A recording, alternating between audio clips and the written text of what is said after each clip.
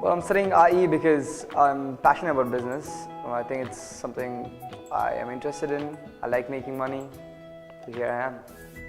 Sculpture is something I started. I used to paint when I was a child,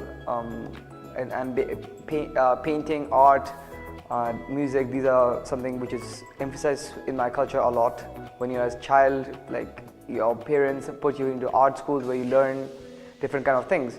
And so I started painting, and then when I was 14 years old, one of my art teacher introduced me to sculpture.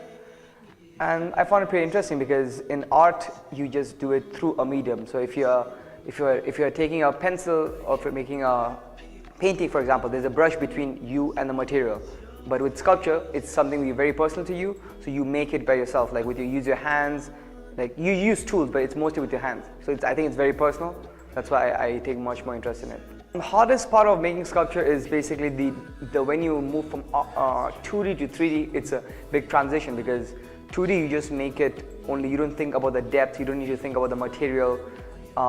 That's one of the most important things because from 2D to 3D it's a big transition first of all, because thinking in a 3-dimension is a different kind of level. It expresses me because when you make Buddha or any other pieces, it reflects a lot about yourself in that pieces. So you can see a lot of features which reflects any artist's history or background. So I think every art piece has some influence of your culture, who you are, and you can actually see it in different artists.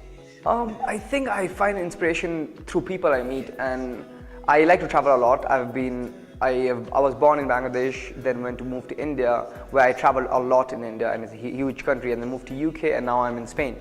And I don't like to travel only with like flying or something like that, but I like to travel by road, meeting people, talking to random people, because every people has some story, and you can see like how interesting their faces are, how different origins have different facial features, for example, people from Southeast Asia, for example, have South Asia actually, they have very olive-like eyes, for example, whereas Northern European have very sharp jawline, for example. So it depends which places you go. So every origin, every people, every kind of people have some kind of origin of facial features and body features. So I think that's pretty interesting.